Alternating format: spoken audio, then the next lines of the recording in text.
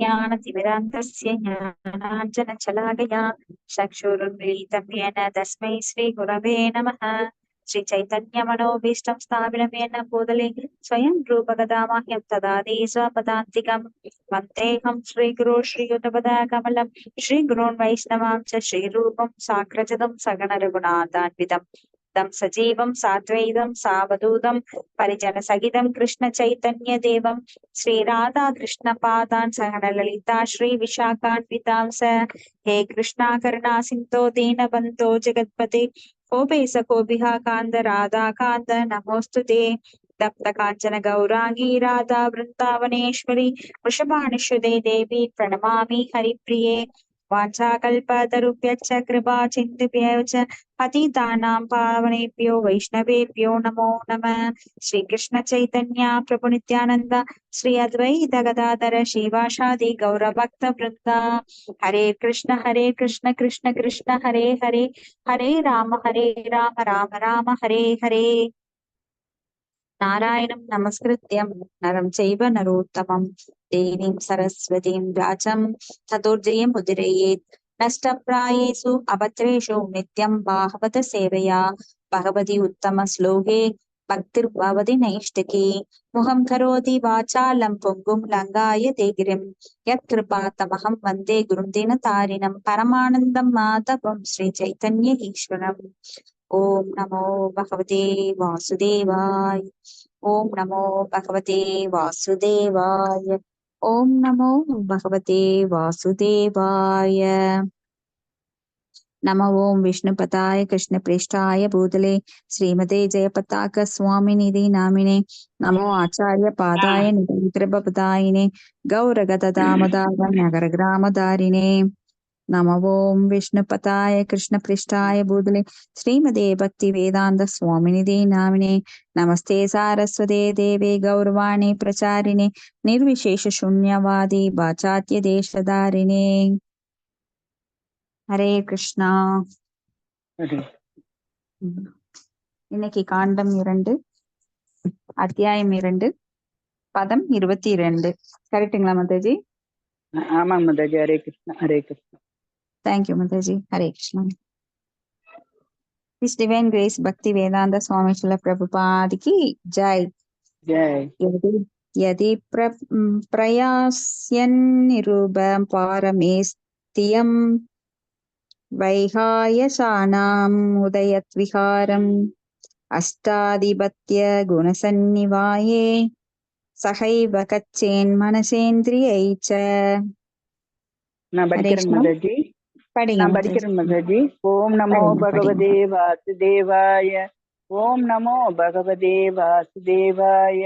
ஓம் நமோ பகவதே வாசுதேவாய. மொழிபெயர்ப்பு பொருளுடைய ஆசா பக்தி வேதாந்த சாமி பிரபாதுக்கு ஜெய். மொழிபெயர்ப்பு. ஆனால் அரசனே, மிக உயர்ந்த கிரகமான பிரம்மலோகத்திற்கு செல்வது அல்லது வையகஸ்தியர்கள் என்பவர்களுடன் விண்வெளியில் பிரயாணம் செய்வது போன்ற அஷ்ட சித்திகளை அடைவது அல்லது லட்சக்கணக்கில் உள்ள கிரகங்களில் ஏதேனும் ஒன்றில் ஒருவித சூழ்நிலையை விரும்புவது போன்ற முன்னேற்றமான ஜட இன்பங்களுக்குரிய ஆசையை யோகி வைத்திருப்பானாயின் பௌதீகமான மனதையும் புலன்களையும் அவன் தன்னுடன் எடுத்து செல்ல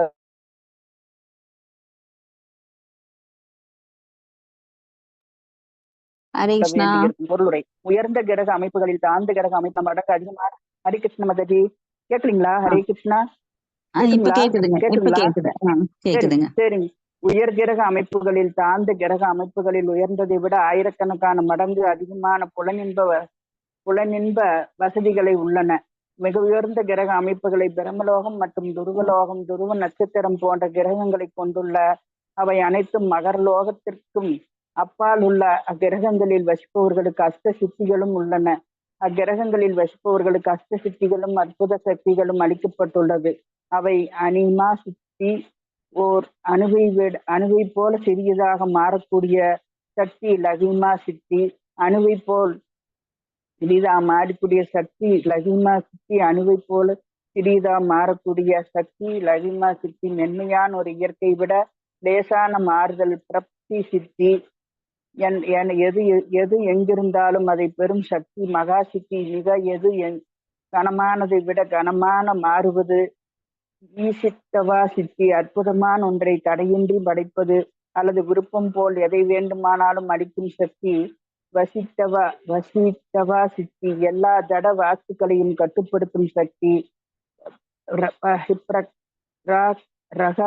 ரகம்யா சித்தி எந்த ஆசைகளையும் நிறைவேற்றிக் கொள்ளக்கூடிய சக்திகளை பெற்றிருந்தல் காமவாசியா சித்தி மனம் போனவாறு ஆசைப்பட்ட வடிவத்தை அல்லது உருவத்தையோ மேற்கொள்ளக்கூடிய சக்தி மேற்கொண்ட அஷ்ட சித்திகளை அடைய அற்புதமான யோக பூர்ணத்துவ முறைகளை அவர்கள் கற்கவே பயிலவோ தேவையில்லை.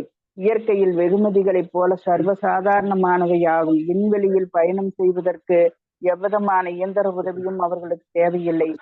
நொடி பொழுதில் ஒரு கிரகத்திலிருந்து வேறெந்த கிரகத்துக்கு வேண்டுமானாலும் விரும்பியவாறு பிராணம் செய்ய அவர்களால் முடியும். மண்ணுலக வாசிகளால் ஆகாய விமானங்களின் உதவி இல்லாமல் மிக அறியாமையில் உள்ள கிரகத்துக்கு கூட பிரயாணம் செய்ய முடியாது. ஆனால் பெரும் சாமர்த்தியம் உள்ளவர்களான அத்தகைய உயர் கிரக வாசிகளால் அனைத்தையும் மிக சுலபமாக செய்துவிட முடியும். அத்தகைய கிரக அமைப்புகளில் உள்ள உண்மையில் என்ன இருக்கிறது என்பதை அனுபவித்தறிய பெகுதிவாதி விரும்புவதால் அனைத்தையும் நேரடியாக காணவன் விரும்புகிறான். உலக அனுபவத்தை பெறும் அலுவலுள்ளவர்கள் உலகம் முழுவதிலும் பிரயாணம் செய்வதைப் போலவே புத்தியில் தாழ்ந்த ஆன்மீகம் அக்கிரகங்களை பற்றிய பல அற்புத தகவல்களை பற்றி கேள்விப்பட்டு அவற்றை குறித்து சிறிது அனுபவத்தை பெற ஆசைப்படுகிறான். தற்பொழுதுள்ள பௌதீகமான மனதுடன் புலன்களுடனும் அங்கு சென்று தனது ஆசையை சுலபமாக நிறைவேற்றிக் கொள்ள ஒரு யோகியால் முடியும். தட உலக அடக்கியாள வேண்டும் என்பது பௌதீகத்தில் ஆழ்ந்துள்ள மனதின் முக்கிய விருப்பமாகும். மேலே குறிப்பிடப்பட்டுள்ள எல்லா சித்திகளும் உலகை அடக்கி ஆள்வதற்குரிய அம்சங்களாகும். பொய்யானதும் நிலையற்றதும் ஆகிய ஒரு பொருளின் மீது ஆதிக்கம் செலுத்துவதில் பகவத் பக்தர்கள் அதிகம் ஆசை கொண்டவர்கள் அல்ல. மாறாக பக்தன் ஒருவன் பரம அதிகாரியாக பகவானால் ஆளப்பட விரும்புகிறான். பரம ஆளுநராகிய பகவானுக்கு தொண்டாற்ற வேண்டும் என்ற ஆசை உன்னதமானதாகும். எனவே ஆன்மீக ராஜ்யத்தில் நுழைய அனுமதி பெறுவதற்கு தங்கள் மன தூய்மையை ஒருவன் பெற வேண்டும். பௌதீக மனதால் ஒருவன் பிரபஞ்சத்தில் உள்ள மிக சிறந்த கிரகத்தை அடைய முடியும். ஆனால் ஒருவரும் பகவானின் ராஜ்யத்துக்குள்ள முடிய முடியாது. புலன் நுகர்வில் ஈடுபடாத புலன்கள் தெய்வீக தூய்மை பெற்றவை என்று அழைக்கப்படுகின்றன. புலன்களை பகவானின் உன்னத அன்பு தொண்டில் முழுமையாக ஈடுபடுத்தும் பொழுது ஜட பாதிப்புகளால் அவை கலங்கப்படுவதற்கு வாய்ப்பே இல்லை. ஹரே கிருஷ்ண மாதாஜி. ஹரே கிருஷ்ணா. கிருஷ்ணா மாதாஜி. தேங்க்யூ மாதாஜி. ஹரே ஹரே கிருஷ்ணா. இங்க நம்மளுக்கு அஷ்டமா சித்திகள் சொல்லப்பட்டிருக்கு. அது அனிமா சித்தி, லஹிமா சித்தி, பிராப்தி சித்தி, மஹிமா சித்தி, ஈசித்வா, வாசித்வா, பிரகாமியா, காம வசாயிதா. இது எல்லாம் அஷ்டமா சித்திகள். அனிமா அப்படின்னா அணுவை போல சிறியதாக மாறுவது. லஹிமா அப்படின்னா மென்மையாக அந்த இறக்கை விட லேசாக மாறுவது. பிராப்தி அப்படின்னா எங்கிருந்தாலும் அதை பெறும் சக்தி. மஹிமா சித்தி அப்படின்னா கடினமானதை விட கனமாக மாறுவது. ரொம்ப ஹெவி வெயிட்.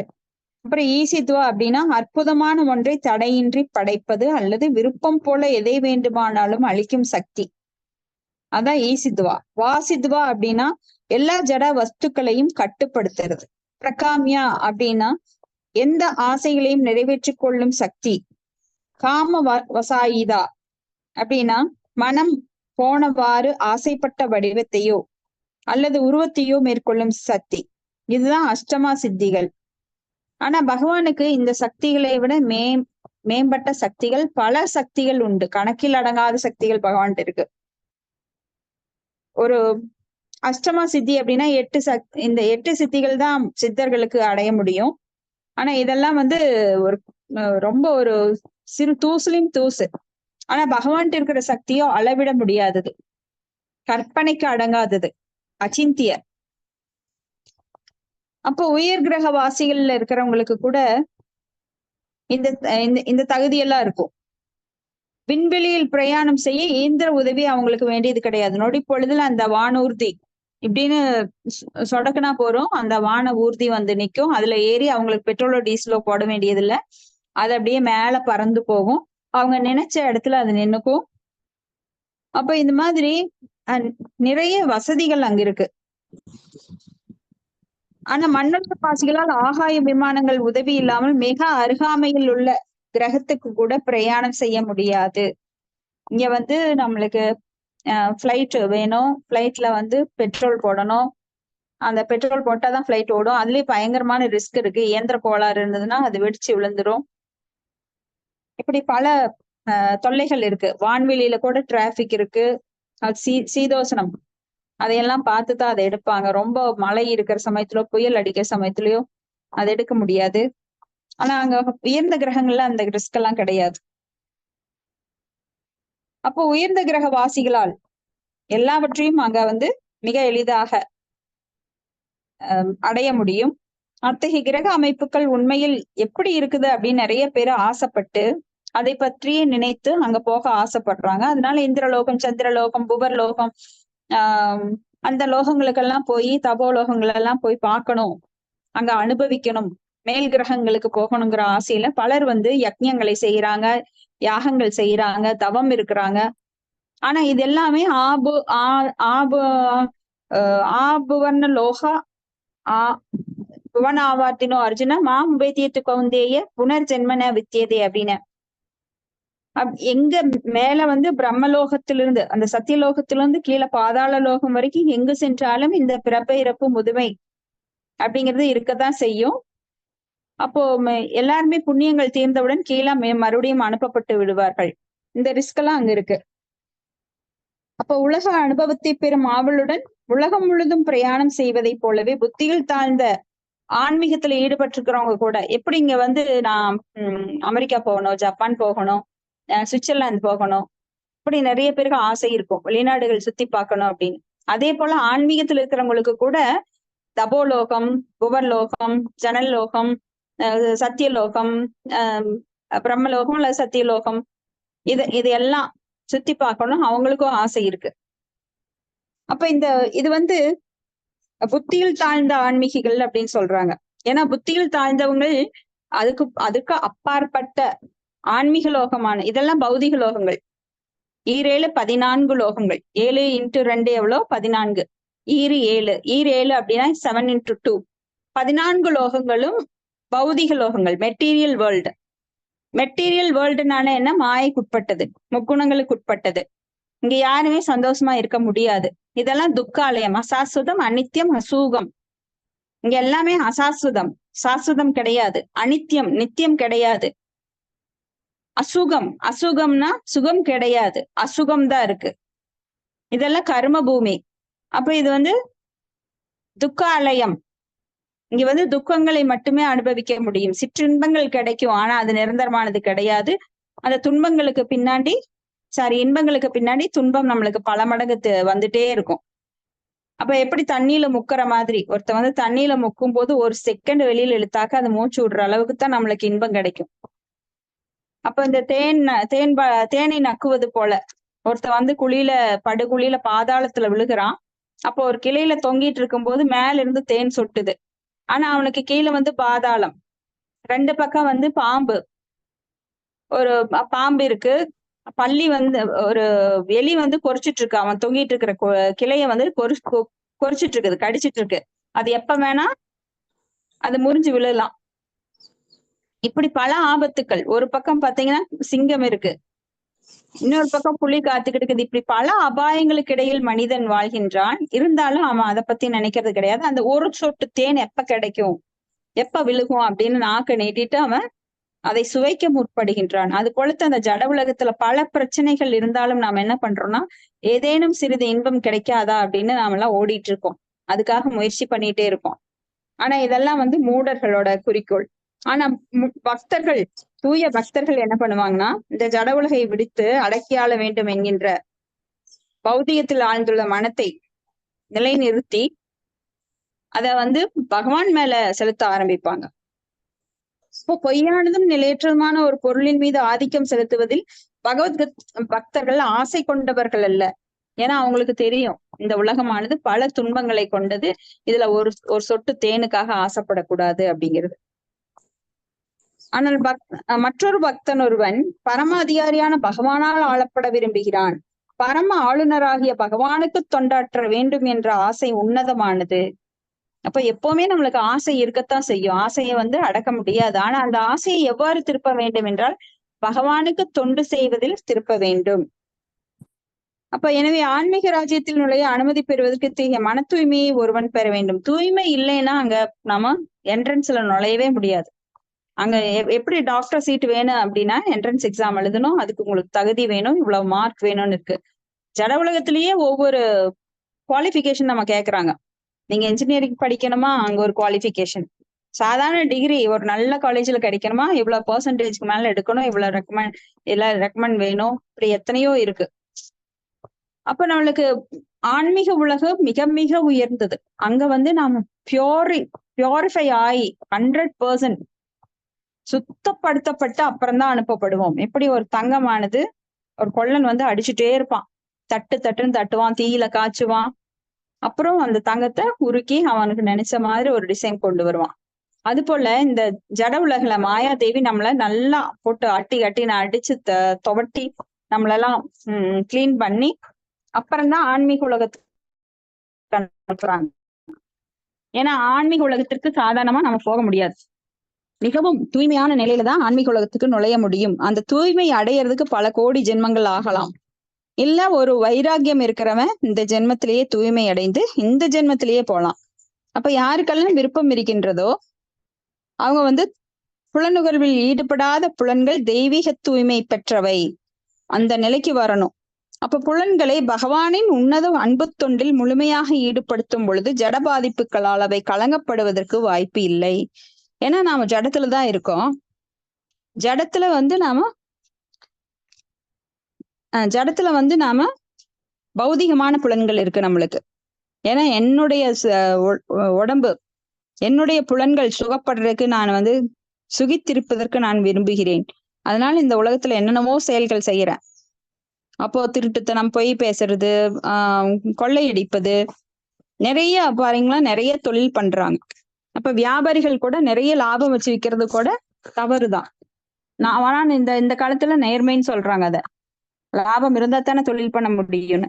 ஆனா அந்த காலத்துல பாத்தீங்கன்னா பெரியவங்க எல்லாம் ஒரு குறிப்பிட்ட அளவு லாபம் அதுக்கு மேல வைக்க கூடாது, அது நம்மளுக்கு நிலைக்காது அப்படின்னு சொல்லி நேர்மையா இருந்தாங்க. இந்த காலத்துல எல்லாமே தூய்மையற்ற நிலையில இருக்கு.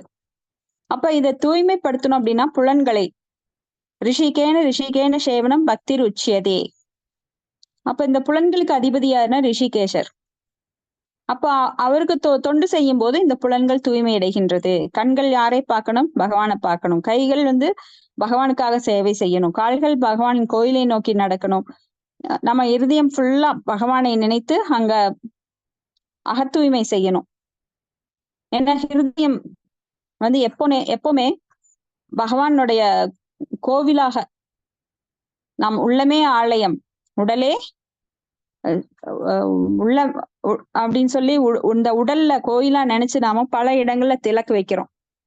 அப்ப கோயிலை அலங்கரிப்பது போல நாம இந்த உடம்பை உள்ளமே கோயில் உடலே ஆலயம் சொல்லி எல்லா பக்கம் நாம ப்ரொடெக்ஷன் கொடுத்து நாம பகவானை இருதயத்துக்குள்ள நிறுத்தி நாம எப்பவும் பகவானோட நாமத்தை வாயால சொல்லி பகவானோட பிரசாதத்தை சாப்பிட்டு எல்லா அங்கங்களையும் பகவானோட சேவையில அம்பரீஷ் மகாராஜா எப்படி ஈடுபடுத்தினாரோ அது போல நாம ஈடுபடுத்தும் போது புலன்கள் தூய்மை அடைகின்றது. ஏன்னா பௌதிகத்துல நாம எதுவுமே ஆன்மீகம் கிடையாது. ஏன்னா இங்க இருக்கிறது அங்கில்ல, அங்க இருக்கிறது இங்கில்ல.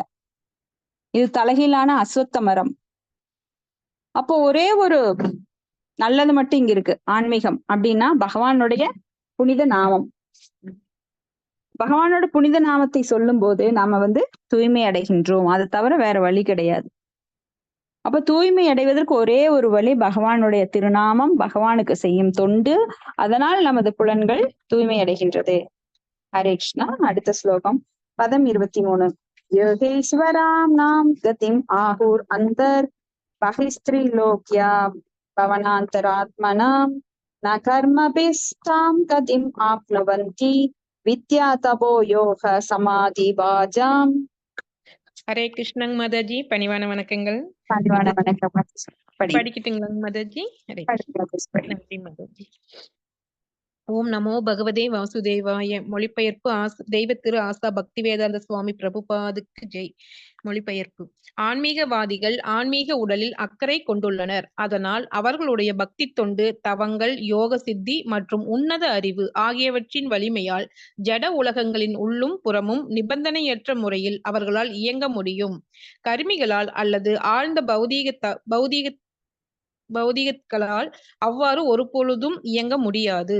பொருளுரை: இயந்திர வாகனங்களால் மற்ற கிரகங்களுக்கு செல்ல வேண்டும் என்ற பௌதீக விஞ்ஞானிகளின் தீவிர முயற்சி பயனற்றதாகும். புண்ணிய கருமங்களால் ஒருவன் ஸ்வர்கலோகங்களை அடையலாம். ஆனால் அத்தகைய பௌதீக செயல்களால் ஸ்வர்கலோகம் அல்லது ஜனலோகத்திற்கும் அப்பால் செல்வதை அவன் நிச்சயமாக எதிர்பார்க்க முடியாது. ஸ்தூல ஜட உடலோடு எந்த தொடர்பும் வைத்துக் கொள்ளாத ஆன்மீகிகளால் ஜட உலகங்களுக்கு உள்ளும் புறமும் எங்கு வேண்டுமானாலும் நடமாட முடியும். ஜட உலகங்களிலுள்ள மகர்லோகம், ஜனஸ்லோகம், தபஸ்லோகம் மற்றும் சத்தியலோகம் ஆகிய கிரக அமைப்புகளில் அவர்கள் சஞ்சரிக்கின்றனர். மேலும் ஜட உலகங்களுக்கு அப்பால் வைகுண்ட லோகங்களிலும் விண்வெளி யாத்ரீகர்களாக அவர்கள் சஞ்சரிக்கின்றனர். நாரத முனிவர் அத்தகைய விண்வெளி சஞ்சாரிகளுக்கு ஓர் உதாரணம் ஆவார். மேலும் துர்வாச முனிவர் அத்தகைய சித்தர்களில் ஒருவர் ஆவார். பக்தி தொண்டு, தவங்கள், யோக சித்திகள் மற்றும் உன்னத அறிவு ஆகியவற்றின் வலிமையால் அனைவராலும் நாரத முனிவர் அல்லது துர்வாச முனிவரை போல் பிரயாணம் செய்ய முடியும். துர்வாச முனிவர் ஓர் ஆண்டிற்குள்ளேயே ஜடவெளியில் முழுமையாகவும் ஆன்மீக வெளியின் ஒரு பகுதியிலும் பிரயாணம் செய்தார் என்று கூறப்படுகிறது. ஆன்மீகிகள் வேகத்தை ஸ்தூல அல்லது சூட்சும பௌதீகவாதிகளால் என்றுமே அடைய முடியாது. ஹரே கிருஷ்ணாங்க மாதாஜி. தேங்க்யூ ஹரே கிருஷ்ணா மாதாஜி. தேங்க்யூ மாதாஜி. இப்போ இங்க சில பிரபுபாதர் சொல்றாரு, இயந்திர வாகனங்களால் மற்ற கிரகங்களுக்கு செல்ல வேண்டும் என்ற பௌதிக விஞ்ஞானிகள் தீவிர முயற்சி பயனற்றது அப்படின்னு. நிறைய பேர் சொல்றாங்க, நாங்க வேற கிரகத்துக்கெல்லாம் போயிட்டோம், போட்டோ எல்லாம் எடுத்து பேப்பர்ல போடுறாங்க. அதெல்லாம் பொய்யான ஒரு இமேஜினேஷன் பிக்சர்ஸ் அப்படின்றாரு.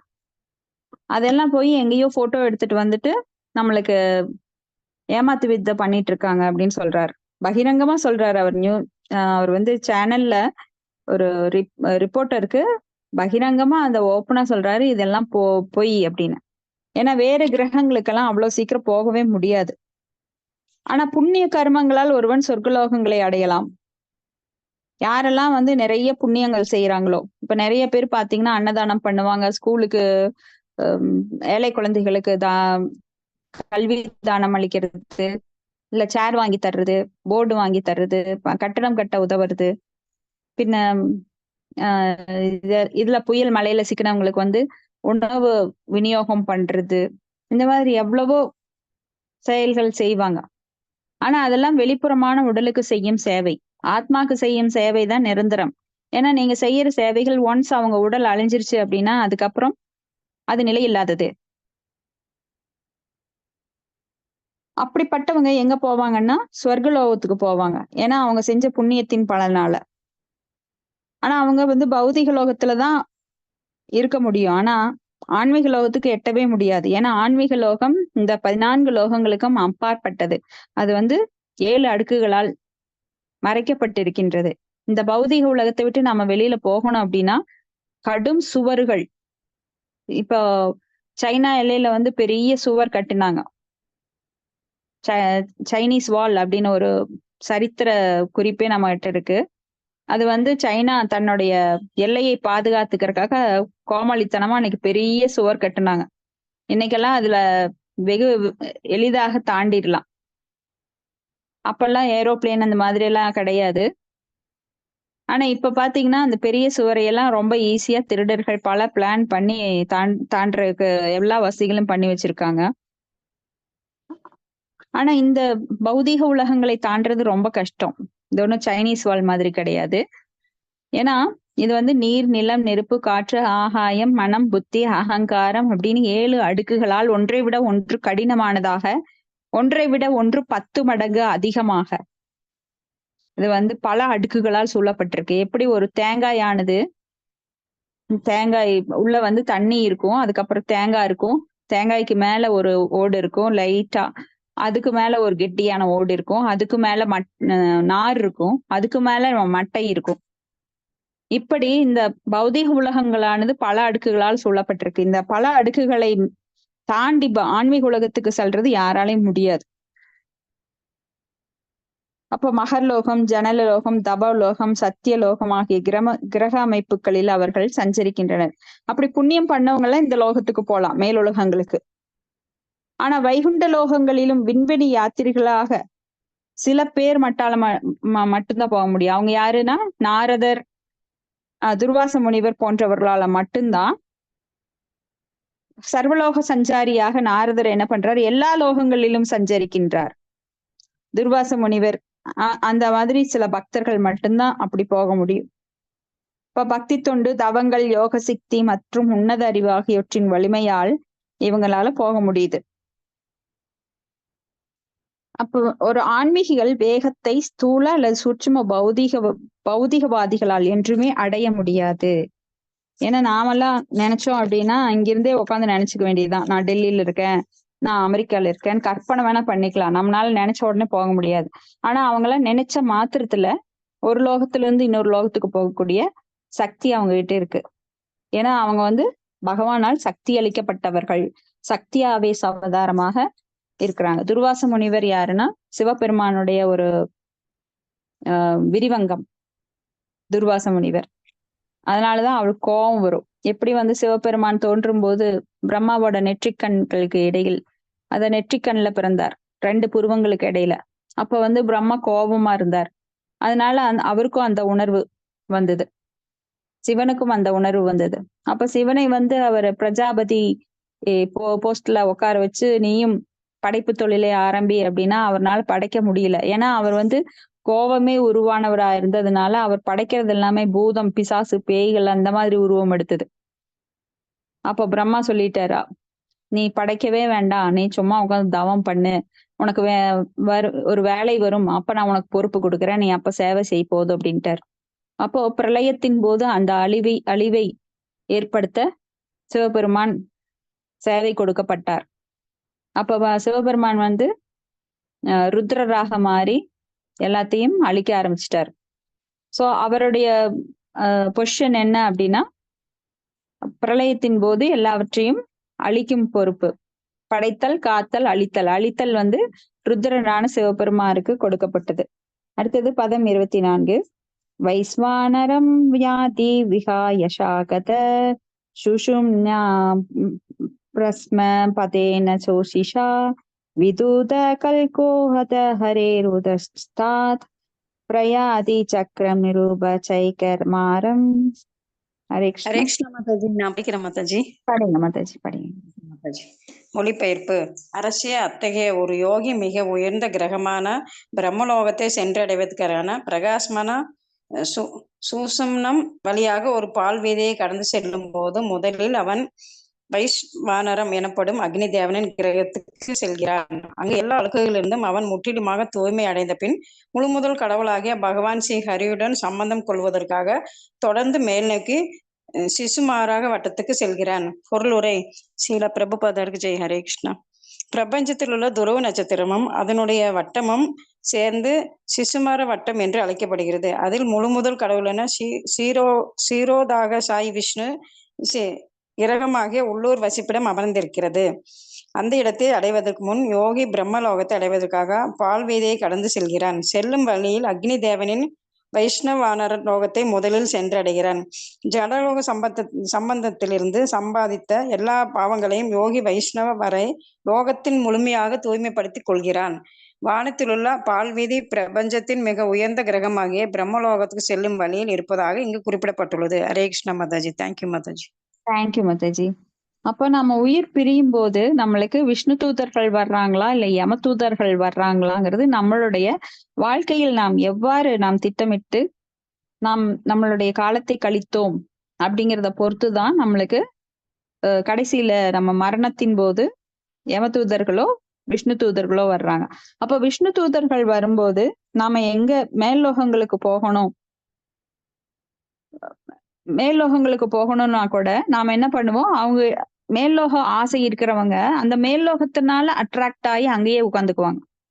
விஷ்ணு தூதர்கள் வந்தாலும் கூட நாம ஆஹ் பகவான்கிட்ட போகணுங்கிற விருப்பம் இல்லை, அதை வளர்த்து கொள்ளவில்லை என்றால் மீண்டும் பௌதிக உலகங்களிலேயே மீண்டும் சிக்கி தடுமாற வேண்டி இருக்கும். அப்ப எவ்வளவுதான் புண்ணியம் செய்திருந்தாலும், ஹரே கிருஷ்ண நாம சொல்லியிருந்தாலும், நாம அதுல தீவிரமா இல்லாம ஒரு பொழுதுபோக்கா பண்ணிட்டு இருக்கிறப்போ நம்மளுக்கு அட்ராக்ஷன், அந்த பற்றானது தூய்மை அடையாத நிலையில் இருக்கும்போது நாம மேலுலகங்களை பார்க்கும்போது அதுல வீழ்ச்சி அடைஞ்சிருவோம். இப்ப அழகான ஒரு இடத்தை பார்த்து ஆஹா எவ்வளவு அழகா இருக்கு அப்படின்னா தொத்துன்னு அங்க விழுந்துடணும்.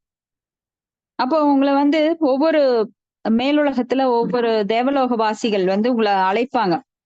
நம்ம மரணத்தின் போது நம்ம ஆத்மாவானது எடுத்து செல்லப்படும் போது வாங்க எங்க எங்க கிரகத்தை சுத்தி பார்த்துட்டு போங்க அப்படின்னு. அப்போ அவங்க உள்ள அழைப்பாங்களோ தவிர நம்மள பர்மனண்டாலாம் வச்சுக்க மாட்டாங்க. நம்ம புண்ணிய பலன் முடிஞ்சதும் நீ போய் சேருப்பா அப்படின்னு உதச்சு தள்ளுற அளவுக்கு நாமளே போகலைன்னா உதச்சு தள்ளிடுவாங்க. அப்ப நிறைய பேர் என்ன பண்றாங்கன்னா இந்த பால் வீதி, பிரபஞ்சத்தின் மிக உயர்ந்த கிரகங்கள், பிரம்மலோகம் இங்கெல்லாம் போய் எட்டி பார்த்துட்டு வரணும் அப்படிங்கறக்காக உள்ள நுழைஞ்சிருவாங்க. அப்புறம் மேல கோட்டை விட்டுருவாங்க. அவ்வளவுதான். ஒன்ஸ் நீங்க போயிட்டீங்கன்னா லாக் ஆயிடும், மேல போக முடியாது. மேல போற பாதை உங்களுக்கு அடைக்கப்பட்டு விடும். ஏன்னா ஆசையினால் வீழ்ந்தவர்கள் தான் இந்த பௌதிக உலகத்துல இருக்கிறாங்க. மறுபடியும் ஆசைப்பட்டு மேல நான் மேல் உலகத்துக்கு போயிட்டேன் அப்படின்னு நினைக்கலாம். ஆனா மேல இருந்து மறுபடியும் புண்ணியம் முடிஞ்சோட கீழே தள்ளி விட்டுருவாங்க. அப்ப நீங்க செய்த பக்தி புண்ணியம் எல்லாம் வீணா போயிடும். எவ்வளவு நாள் பகவானை நினைச்சு நீங்க சொன்னீங்களோ நாமம், அது எல்லாம் அங்க அந்த புண்ணிய லோகங்கள்ல பக்தி புண்ணியம் போய் என்னாங்க இப்ப வெறும் புண்ணியம் ஆயிரும். அப்ப அந்த வெறும் புண்ணியத்தை கழிக்கிறதுக்காக நீங்க உயர்ந்த லோகங்கள்ல உட்காந்துக்குவீங்க. ஏன்னா கடைசி வரைக்கும் இந்த ஆசை என்பது கொஞ்சம் கூட இருக்கக்கூடாது. அழகான பூங்கா, ஆஹா அழகான மங்கையர், அழகான வாலிபர்கள், என்ன அழகான அற்புதமான உலகம்.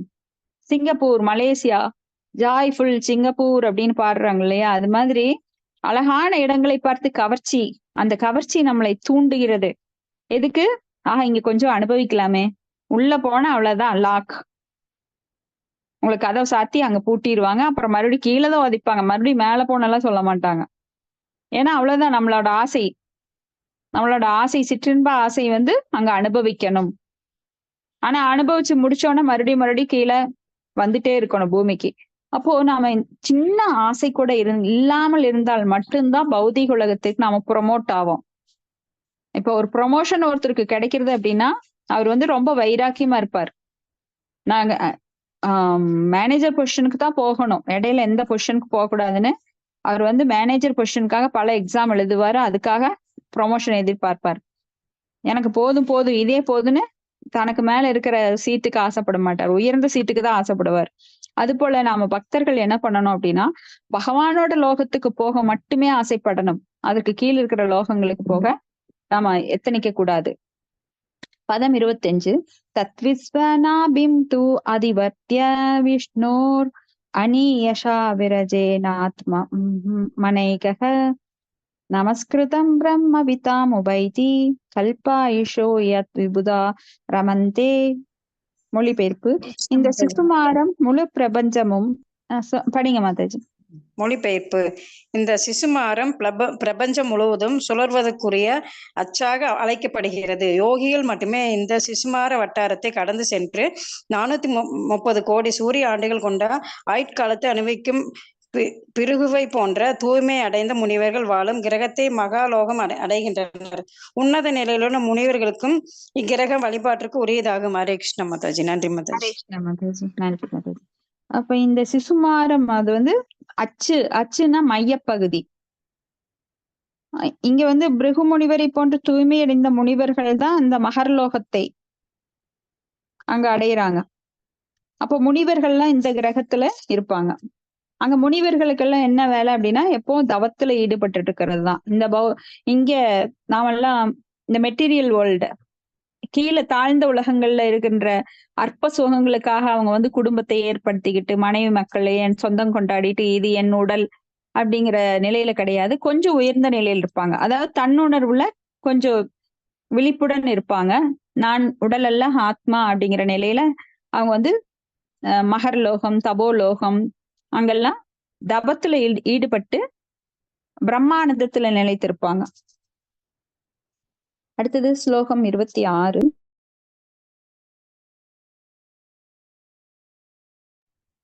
அனந்தஸ்ய முகானலேன தத்தஹியமானம் ச நிரீஷ்ய வித்வம் நிர்யாதி சித்தேஸ்வர யுஸ்திஸ்ஞம் யத்தை த்வை பார்த்தியம் தத்து பராமேஸ்தியம். ஹரே கிருஷ்ணா. மொழிபெயர்ப்பு. ஹரே மாதாஜி. படிக்கிற மாதாஜி. முழு பிரபஞ்சத்தின் இறுதியான பிரளய காலத்தில் பிரம்மாவின் ஆயுட்கால முடிவில் ஆனந்தத்தின் வாயிலிருந்து பிரபஞ்சத்தின் அடியில் ஓர் தீச்சுடர் தோன்றுகிறது. பிரபஞ்சத்தில் உள்ள கிரகங்கள் அனைத்தும் எரிந்து சாம்பலாவதைக் கண்டு சிறந்த தூய்மை பெற்ற ஆத்மாக்களால் உபயோகிக்கப்படும் ஆகாய விமானங்களின் மூலம் யோகி சத்தியலோகத்துக்கு புறப்படுகிறான். சத்தியலோகத்தில் உள்ள ஆயுட்காலம் 15,04,80,000 ஆண்டுகள் என கணக்கிடப்பட்டுள்ளது. பொருளுரை. ஸ்ரீல பிரபுபதர்ஜி. மகர்லோக வாசிகளான தூய்மை அடைந்த ஜீவராசிகள் அல்லது தேவர்களின் ஆயுட்காலம் 430 கோடி சூரிய ஆண்டுகள் என்று கணக்கிடப்படுகிறது. என்றும் பிரபஞ்சத்தின் மிக உயர்ந்த கிரகமான சத்தியலோகத்திற்கு செல்லக்கூடிய ஆகாய விமானங்கள் அவர்களிடம் உள்ளன என்றும் இங்கே குறிப்பிடப்பட்டுள்ளது. அதாவது நம்மிடமிருந்து மிக மிக தூரத்தில் உள்ள மற்ற கிரகங்களை பற்றிய துப்புகளை ஸ்ரீமத் பாகவதம் நமக்கு அளிக்கிறது. மனோவேகம் கொண்ட விமானங்களிலும் விண்வெளி விமானங்களாலும் கூட அவற்றை அடைய முடியாது. ஸ்ரீமத் பாகவத்தின் கூற்றுக்கள் சிறந்த ஆச்சாரிகளாகிய ஸ்ரீதர சுவாமி, ராமானுஜ ஆச்சாரியர் மற்றும் வல்லபாச்சாரியார் போன்றவர்களாலும் ஏற்றுக்கொள்ளப்பட்டுள்ளன. குறிப்பாக பகவான் ஸ்ரீ சைத்தன்ய மகாபிரபு ஸ்ரீமத் பாகவத்தை கலங்கமற்ற வேத நூலாக ஏற்றுக்கொண்டுள்ளார். இவ்வாறு இருக்க எல்லா வேத இலக்கியங்களையும் தொகுத்தவனான ஸ்ரீல வியாசதேவரின் புதல்வரும் அவரது அடிச்சுவட்டை பின்பற்றி வருமாறு தன்னுறவு பெற்ற ஆத்மாவாகிய ஸ்ரீல சுகதேவ கோசாமியால் ஸ்ரீமத் பாகவதம் பேசப்பட்டுள்ளதால் அதன் கூற்றுகளை புத்தி சுவாதம் உள்ள எவராலும் உதாசீனப்படுத்த முடியாது. பகவானின் படைப்பில் ஒவ்வொரு இரவிலும் பகலிலும் நம்முடைய சொந்த கண்களால் காணக்கூடிய பல அற்புதங்கள் உள்ளன. ஆனால் நவீன பௌதிக விஞ்ஞானத்தில் சாதனங்களை கொண்டு நம்மால் அவற்றை அடைய முடியவில்லை. எனவே விஞ்ஞானியின் கண்ணோட்டத்தின் எல்லைக்கு அப்பால் உள்ள பொருட்களை அறிவதற்கு குறையுடைய பௌதிக விஞ்ஞானத்தை நாம் நம்பி இருக்க கூடாது. நவீன விஞ்ஞானத்தின் கூற்றுகளே அல்லது வேத இலக்கியத்தின் கூற்றுகளையோ சாதாரண மனிதனாக சரி என நிரூபித்து காட்ட முடியாததால் நவீன விஞ்ஞானம் மற்றும் வேத ஞானம் ஆகிய இரண்டையுமே அவன் ஏற்க வேண்டியுள்ளது. இருந்தாலும் வேத முறையை பற்றி பின்பற்றுவதால் அதிக நம்பிக்கையாகும். ஏனெனில் நம்பிக்கையுள்ளவர்களாகவும் மிக்க அறிவு படைத்தவர்களாகவும் கட்டுண்ட ஆத்மாக்கள் உள்ள குறைபாடுகள் இல்லாதவர்களாகவும் முக்தடைந்த ஆத்மாக்களாகவும் உள்ள ஆச்சாரியர்கள் அது ஏற்றுக்கொள்ளப்பட்டுள்ளது. ஆனால் பௌதிக விஞ்ஞானிகளோ பல குற்றங்களுக்கு கட்டுப்பட்டுள்ள பந்தப்பட்ட ஆத்மாக்கள் ஆவார்கள். எனவே சிறந்த ஆச்சாரியர்கள் ஏக மனதுடன் ஏற்கப்பட்டுள்ளவனையான ஸ்ரீமத் பாகவத்தை போன்ற வேத இலக்கியங்களால் நம்பிக்கைக்கு உகந்த மொழி பெயர்ப்பை ஏற்பது பாதுகாப்பானதாகும். ஹரே கிருஷ்ண மாதாஜி. நன்றி மாதாஜி. ஹரே கிருஷ்ண மாதாஜி. நன்றி மாதாஜி. இங்க பிரளய காலம் அப்படின்னா இங்க வந்து 2 பிரளயம் இருக்கு. ஒண்ணு பகுதி பிரளயம், இன்னொன்னு முழு பிரளயம். அந்த நேரத்துல அனந்தனின் வாயிலிருந்து ஒரு தீச்சுடர் வருது. அப்ப பிரபஞ்சத்தில் உள்ள கிரகங்கள் எல்லாமே எரிந்து சாம்பல் ஆகுது. சிறந்த தூய்மை பெற்ற ஆத்மாக்களால் உபயோகிக்கப்படும் ஆகாய விமானங்களின் மூலம் யோகி சத்தியலோகத்திற்கு புறப்படுகின்றான். சத்தியலோகத்தில் உள்ள ஆயுட்காலம் இவ்வளோ பெரிய ஆண்டுகள், 15,480 கோடி ஆண்டுகள் என கணக்கிடப்பட்டிருக்கிறது. அப்போ இந்த சத்தியலோகத்தோட ஆயுட்காலம் இவ்வளவு ஆண்டு காலம். இப்ப கலியுகத்தோட ஆயுட்காலம் என்னன்னா 4,35,000 ஆண்டுகள். ஆனா சத்தியலோகத்துக்கு போகும்போது அது பல மடங்கு அதிகமாகுது. இப்ப மகர்லோக வாசிகளான தூய்மையடைந்த ஜீவராசிகள் அல்லது தேவர்களின் ஆயுள் 430 கோடி சூரிய ஆண்டுகள். அப்போ நம்மளுடைய ஒரு 6 மாதங்கள் தேவர்களுக்கு வந்து ஒரு பகல், மீதி 6 மாதங்கள் வந்து தேவர்களுக்கு ஒரு இரவு. அப்படி பாத்தீங்கன்னா நம்மளுடைய ஒரு வருடம் அப்படிங்கிறது அவங்களுக்கு ஒரு நாள். இப்ப பிரபஞ்சத்தில் மிக உயர்ந்த கிரகமான சத்தியலோகத்திற்கு செல்லக்கூடிய ஆகாய விமானங்கள் அவர்களிடம் உள்ளன. இப்போ பிரபஞ்சம் இந்த பிரளயங்கள் அளிக்கப்படும் போது பிரம்மாவின் ஆயுட்கால முடிவில் அப்ப பிரபஞ்சத்தில் உள்ள கிரகங்கள் அனைத்தும் எரிந்து சாம்பலாவதைக் கண்டு சிறந்த தூய்மை பெற்ற ஆத்மாக்களால் ஆகாய விமானங்களில் யோகி சத்தியலோகத்திற்கு புறப்படுகின்றான். சத்தியலோகத்தில். அப்ப இங்க வந்து அதாவது நம்மிடமுள்ள மிக மிக தூரத்தில் உள்ள மற்ற கிரகங்களை பற்றி பல துப்புக்கள் பாகவதத்துல இருந்து நமக்கு கொடுக்கப்படுது. ஆனா இது கற்பனையானது கிடையாது, பாகவதத்துலதான் நம்மளுக்கு. ஏன்னா இது வந்து அனைத்து வேதங்களோட சாரம். வேதங்களெல்லாம் நம்ம படிக்க முடியாதுன்னு தான் பாகவதம் வந்து நம்மளுக்கு வேதங்களின் சாரமாக கொடுக்கப்பட்டிருக்கிறது. அப்போ நம்மளுக்கு எது முக்கியமானது அப்படின்னா வேதங்கள் தான். வேதங்களை கொண்டுதான் நாம எல்லாத்தையும் மதிப்பிட முடியும். வேதங்கள் தான் எல்லாத்திற்கும் ஆதாரம், தாய் போன்றது. மனோ கற்பனையில நாம எந்த கிரகங்களுக்கு எவ்வளவு தூரம், எவ்வளவு காலம், அங்கிருக்கிற லோகவாசிகளோட ஆயுட்காலம், இதெல்லாமே நம்மளுக்கு கிளியர் கட் அண்ட் கரெக்டா இங்க கொடுக்கப்பட்டிருக்கு பாகவதத்துல.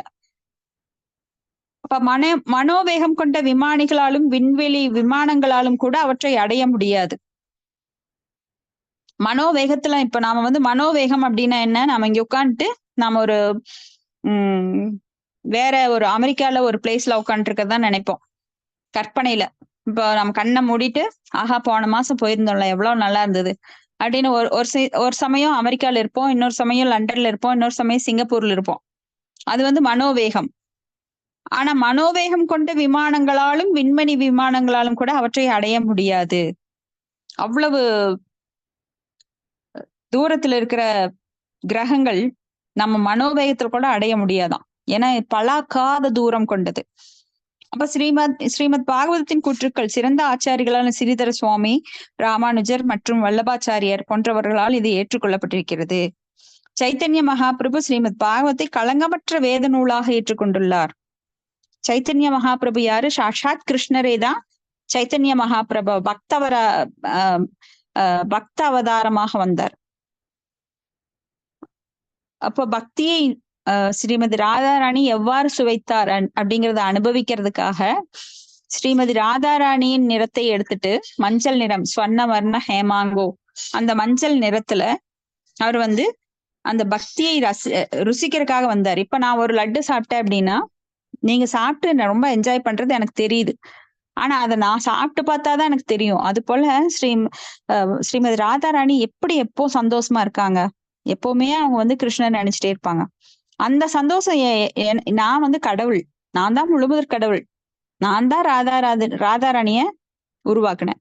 ஆனா ராதாராணிகிட்ட இருக்கிற சந்தோஷம் எங்கிட்ட இல்லையே. அதனால நான் அந்த பக்தியை நான் சுவைக்கணும், அதை நான் அனுபவிச்சு உணரணும் அப்படின்னு சொல்லி ராதாராணியோட மூட் எடுத்துக்கிட்டு இங்க சைத்தன்ய மகாபிரபுவா வந்தாரு.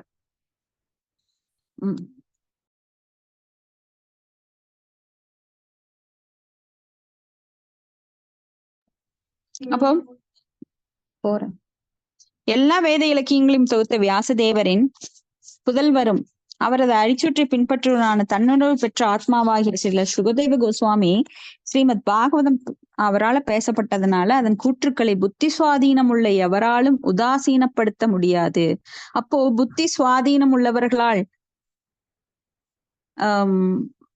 மட்டும்தான் இதை உதாசீனப்படுத்த முடியும். புத்தி இருக்கிறவங்க கண்டிப்பா இந்த பாகவதத்தை, அதன் கூற்றுக்களை நல்லா புரிஞ்சுக்க முடியும். அப்ப பகவானின் படைப்பில் ஒவ்வொரு இரவிலும் பகலிலும் நம்முடைய சொந்த கண்களால் காணக்கூடிய பல அற்புதங்கள் இருக்கு. இப்ப பாத்தீங்கன்னா கடல்ல பல ஆராய்ச்சி பண்றாங்க. கடலோட கீழே இருட்டு, எதுவுமே பார்க்க முடியாதுன்னு நினைச்சாங்க. ஆனா அங்க போனீங்கன்னா பல உயிரினங்கள். அப்போ ஒரு பூமிக்கு அடியில யாரும் ரொம்ப கீழே போனா எந்த உயிர்வாளியும் இருக்காதுன்னு நினைச்சாங்க. ஆனா சர்வகதா அப்படின்னு சொல்லி பகவத்கீதையில படிக்கிறோம். சர்வகதா அப்படின்னா எங்கும் நிறைந்திருப்பவர். அப்ப பகவானுடைய அங்கத்துணுக்கு அப்படிங்கிறது எல்லா இடத்திலும் நிறைஞ்சிருக்கு. உயிர்வாளிகள், பாறைக்குள்ளும் தேரை இருக்கு. ஆனா விஞ்ஞானிகள் வந்து இதெல்லாம் நம்புறது கிடையாது. விஞ்ஞான கண்ணோட்டத்தின் எல்லைக்கு அப்பால் உள்ள பொருட்களை அறிவதற்கு குறையுடைய பௌதிக விஞ்ஞானத்தை நாம் நம்பி இருக்க கூடாது. ஏன்னா குறையுடைய விஞ்ஞானம் அப்படின்னா கண்களால் காண்பதை மட்டுமே அவங்க ஆராய்ச்சி செய்ய முடியும். சூட்சுமமானது எதையும் அவங்களால ஆராய்ச்சி செய்ய முடியாது. அவங்க இப்படி இருக்கலாம், அப்படி இருக்கலாம் என கற்பனை தத்துவவாதிகளாத்தான் இருப்பாங்க. மாய அபகிருத ஞான ஆசூரம் பாவம் ஆசிரிதம். அப்ப மாயையால் அபகரிக்கப்பட்ட அவர்கள் ஞானத்தை வைத்து அவர்கள் வந்து ஒரு கற்பனை சொல்லுவார்களே தவிர அவங்களால உண்மையை கண்டே பிடிக்க முடியாது. ஏன்னா கொஞ்ச காலத்துக்கு முன்னாடி இவ்வளவுதான் கோள்கள் இருக்கு, இதுக்கு மேல கிடையாதுனாங்க, அழிச்சாட்டியம் பண்ணாங்க. ஆனா இன்னைக்கு இன்னும் கோள்கள் நிறைய இருக்கு அப்படின்னு சொல்லி பெயர் வச்சுட்டு இருந்தாங்க. இப்ப பெயரே வைக்க முடியாத அளவுக்கு பல கோள்கள் இருக்குன்னு அவங்களே ஒப்புத்துக்கிறாங்க. இதுதான் விஞ்ஞானம். முதல்ல உலகம் தட்டையானது அப்படின்னாங்க, அப்புறம் உருண்டையானதுனாங்க, அப்புறம் இப்ப நிறைய கருவிகள் எல்லாம் அவங்களே உற்பத்தி பண்ணி இன்னும் ஆராய்ச்சி பண்ணிட்டே இருக்காங்க. ஆனா அவங்களால பகவானுடைய சக்தியை அளவிட முடியாது. ஏன்னா அன்லிமிட்டெட். பகவானோட சக்திகள் ஒரு எல்லைக்குட்பட்டதல்ல, எல்லையற்ற சக்திகளை உடையவர் பகவான். அவரை யாராலும் அவர் எடை போட முடியாது. தன்னை நம்புபவர்களுக்கு பரமாத்மாவாக சைத்திய குருவாக இருந்து தன்னை காட்டி கொடுக்கிறார். ஓரளவுக்கு பகவானை புரிஞ்சுக்க முடியும். நாமெல்லாம் பகவானை புரிஞ்சுக்கூடிய ஒரு சக்தி நம்மகிட்ட இருக்கான்னு கேட்டா இல்ல. ஆனா அவரே நம்மளுக்கு கொடுப்பார். ததாமி புக்தி யோகம் தம் ஏனமாம் உபயாந்தி தேன். அப்ப இங்க நம்பிக்கை உள்ளவர்களாகவும் மிக்க அறிவு படைத்தவர்களாகவும் கட்டுண்ட ஆத்மாக்களுக்குள்ள குறைபாடுகள் இல்லாதவர்களாகவும் முக்தி அடைந்த ஆத்மாக்களாகவும் உள்ள ஆச்சாரியர்களால் அது ஏற்றுக்கொள்ளப்படுகிறது. அப்ப ஆச்சாரியர்கள் அப்படின்னா பரமஹம்சர்கள். அவங்க என்ன முழுசா நம்பிக்கையுடையவர்கள். ஸ்ரத்தா அவங்க கிட்ட பகவான் மேல ரசசி செய்தி விஸ்வாசோ, அந்த சரணாகதி அவங்க கிட்ட இருக்கும். கோத்ருப்பவை வர்ணம் ததா. மிக்க அறிவு படைத்தவர்கள். ஏன்னா அவங்க கிட்ட எல்லா ஆன்மீக அறிவும் நிறைந்திருக்கின்றது. பௌதிக அறிவு கிடையாது. நான் எப்படி பிறந்தேன், என் அம்மா யாரு, அப்பா யாரு, டிஎன்ஏ டெஸ்டா, இல்ல விண்வெளி கலங்கள் மேல போறது, அந்த மாதிரி பௌதிக அறிவு கிடையாது. ஆன்மீக அறிவு.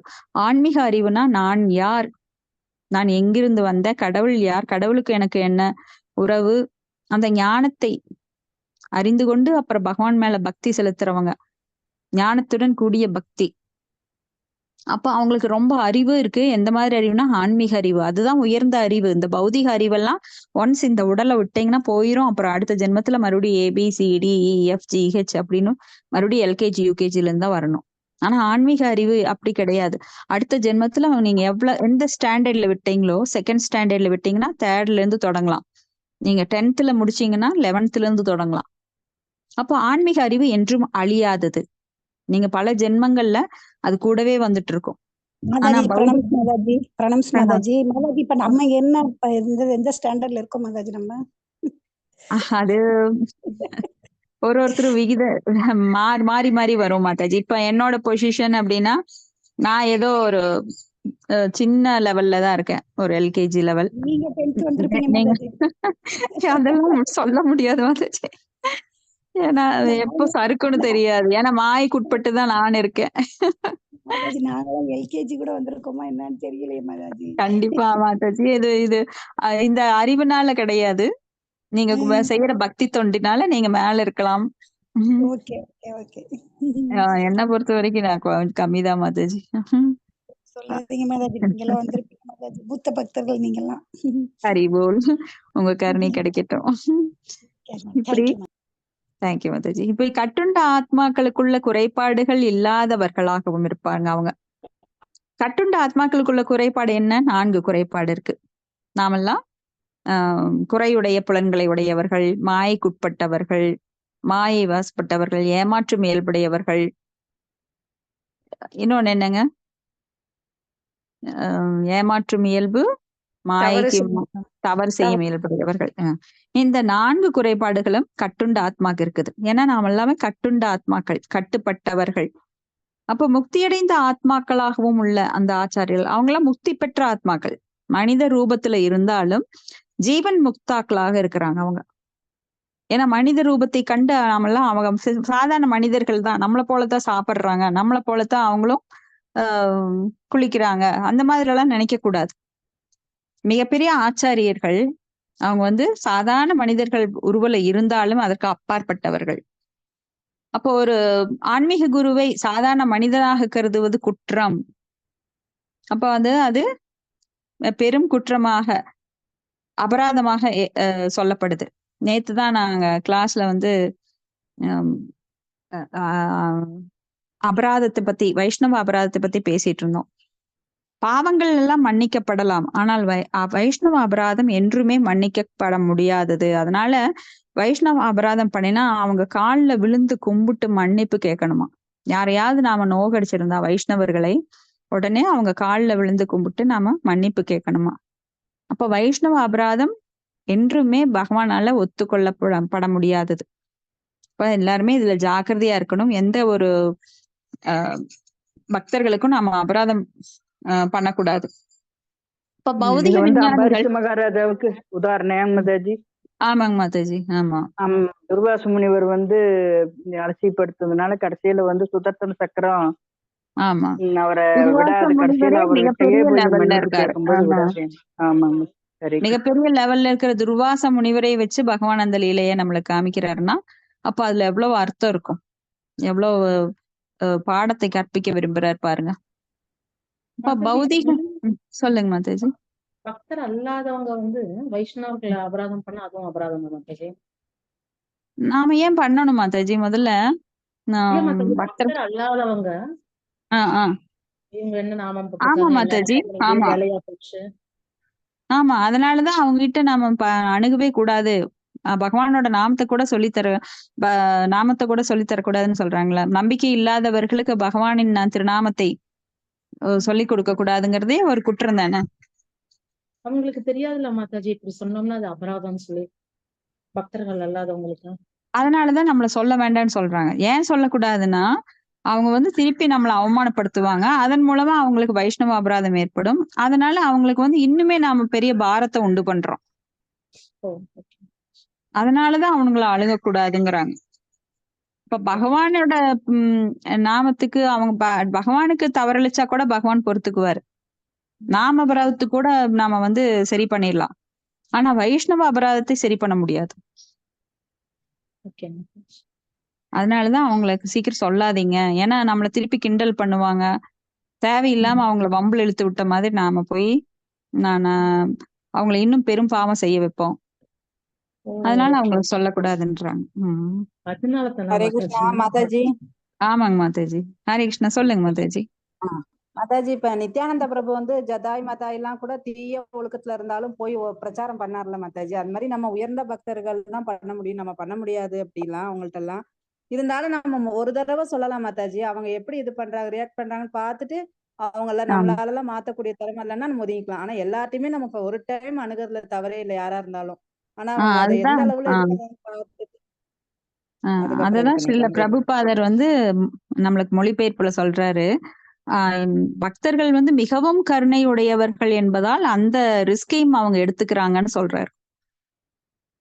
தனக்கு அபராதம் அளிச்சாலும் பரவாயில்ல, அவங்க நல்லா இருக்கணும்னு சொல்லி பக்தர்கள் என்ன பண்றாங்களாம், அவங்களுக்கும் நாமத்தை சொல்லி கொடுக்குறாங்களாம் நீங்க சொல்ற மாதிரி. அதனால நம்ம ஒரு தடவை அப்ரோச் பண்றோம். நம்ம நெருங்கின உறவினர்களா இருந்தா பல தடவையே அப்ரோச் பண்றோம். ஏன்னா அவங்க மேல இருக்கிற பாசத்துல அவங்களும் நல்லதை அனுபவிக்கணும், பக்தர்கள் ஆகணுங்கிறதுல நாம பெரும் முயற்சி பண்ணிட்டு இருக்கிறோம். இது நிறைய வீடுகளை நாம நடத்திட்டு இருக்கோம்.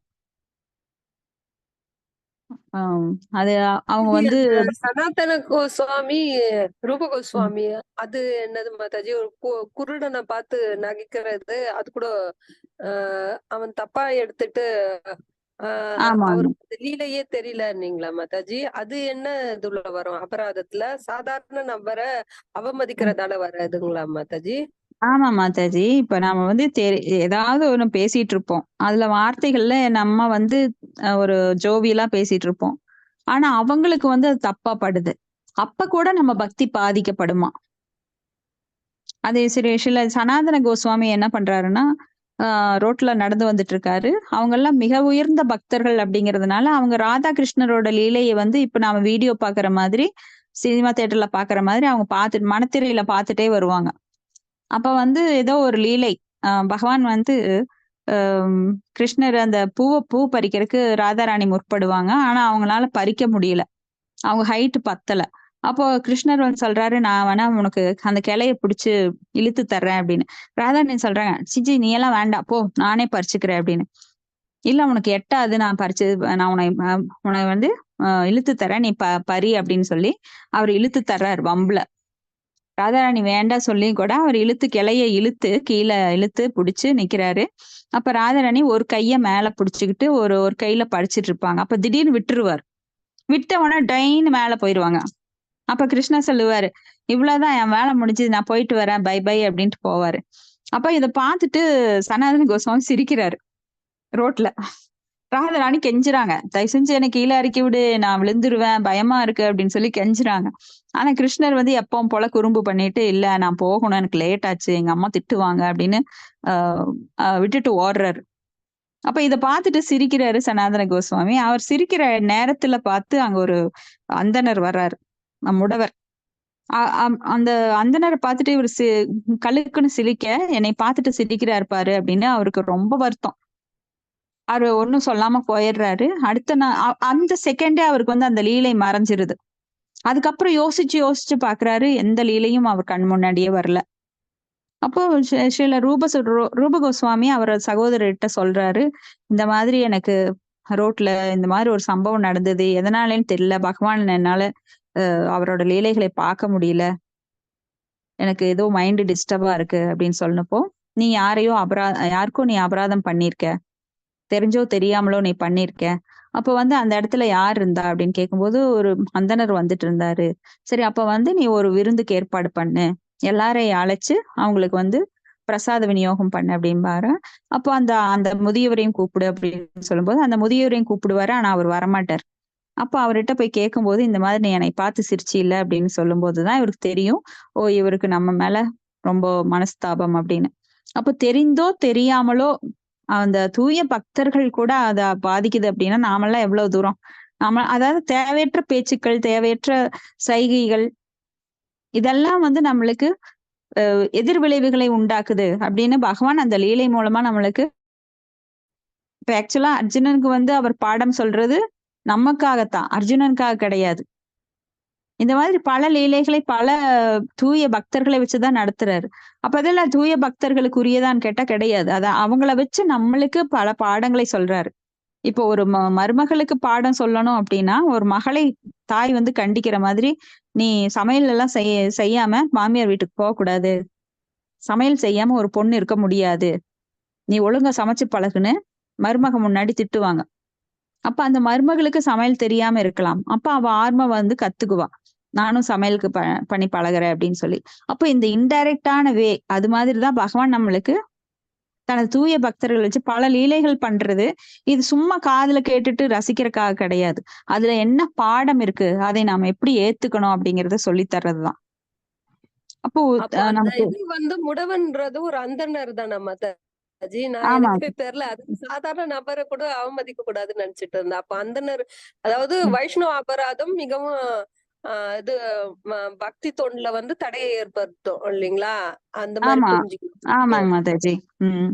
ஏன்னா அந்தணர்கள் வந்து மிக உயர்ந்த நிலையில இருக்கிறாங்க இல்லையா? Okay okay okay Mataji. சரிங்க மாதாஜி. அப்ப இங்க வரலாம். நம்ம சிறந்த ஆசிரியர்களால் ஏகமனதுடன் இங்க ஏற்றுக்கொள்ளப்பட்டிருக்கிறது பகவானை பற்றி. அப்ப ஸ்ரீமத் பாகவதம் போன்ற வேத இலக்கியங்களில் இருந்து நம்பிக்கை குகந்த மொழிபெயர்ப்பை ஏற்பது பாதுகாப்பானதாகும். நம்பிக்கைக்குரிய வேத நூல்கள், அதுல முதன்மையானது ஸ்ரீமத் பாகவதம். ஏன்னா வேதங்களோட அந்தம், வேதங்களோட முடிவு. இப்ப நான் முடிவு என்னன்னு கேட்பேன், நீங்க சொல்லுங்க, ஒரு முடிவு சொல்லுங்க, நல்ல ஒரு முடிவு சொல்லுங்க அப்படின்னு கேட்டா, நாம ஒரு முடிவு அப்படின்னு எடுத்துட்டோம் அப்படின்னா அது நல்லதா இருக்கணும் அப்படிம்போம். அது போல எல்லா வேதங்களோட முடிவு என்ன, வேதங்கள் அப்படின்னா குழப்புது, ஒண்ணுமே புரியலீங்க, அப்போ அது தெளிவா சொல்லுங்க, முடிவுதான் என்னங்க. இந்த வேதங்கள் எல்லாத்தையும் சொல்லுது. என்னை காளி வழிபாடு பண்ண சொல்லுது, ஒரு பக்கம் பார்த்தா சிறு தேவ வழிபாட்டுல ஈடுபட சொல்லுது, அந்த யக்ஞம் பண்ணுனா மழை வரும், இந்த யக்ஞம் பண்ணுனா நம்மளுக்கு செல்வம் வரும், இப்படி என்னென்னவோ சொல்றாங்க. சரி, செல்வம் வரும், ஆனா அது நிலைச்சிருக்கிறது இல்ல. ஏன்னா சஞ்சலா, மகாலட்சுமி சஞ்சலா, ஒரு இடத்துல நிக்க மாட்டாங்க, ஓடிடுவாங்க அப்படின்னு சொல்றாங்க. ஒரு பக்கம் செல்வம் வருங்கிறாங்க, இன்னொரு பக்கம் சஞ்சலா ஓடிடுவாங்கன்றாங்க. எப்பவுமே நாங்க இன்பத்திலேயே இல்ல, துன்பம் வருது, அந்த துன்பத்தை நிரந்தரமா நீக்கிறதுக்கு என்னதாங்க வழி அப்படின்னு பக்குவமானவர்கள் கேட்கின்ற கேள்வி இது. கேள்வி கேட்கணுமா? அது பக்குவமான கேள்வியா இருக்கணும், ஆன்மீகமான கேள்வியா இருக்கணும், அடுத்தவர்களுக்கு அது நன்மை பயக்கக்கூடிய கேள்வியா இருக்கணும். அதைத்தான் பரிசுத்த மகாராஜா கேட்டாரு, சுகதேவ கோஸ்வாமி அதுக்கு பதில் சொன்னார். உலகுக்கு நன்மை தரக்கூடிய கேள்விகள். இப்ப இந்த கேள்வி நாம என்னென்னமோ கேட்கலாம். ஒரு அரசியல்வாதி நான் தலைவன் ஆவனான்னு கேட்பான் ஒரு ஜோசிகாரை பார்த்து.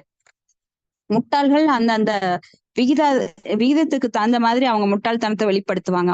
ஒரு ஆன்மீகவாதி எப்படிப்பட்ட கேள்வியை கேட்பாரு அப்படின்னா, நான் எப்படி கடவுளோட லோகத்தை அடைவேன், கடவுளை எப்படி திருப்திப்படுத்துவேன், எந்த செயலால் கடவுள் என்னை நோக்கி திரும்பி பார்ப்பார், அவரை எவ்வாறு நான் திருப்திப்படுத்தி மகிழ்ச்சி அளித்து அவரது கருணையை நான் வாங்குறேன். அதுக்குரிய கேள்விகளை தான் பக்தர்கள் கேட்பாங்க. பக்தர்களுக்கு இன்னைக்கு எனக்கு எவ்வளவு கோடி வரும், நான் என்ன பொருளை வாங்குறேன், அந்த மாதிரி கேள்விகள் கிடையாது. ஹரே கிருஷ்ணா. இதோட முடிச்சுக்கலாம். உங்களுடைய கருத்துக்கள்.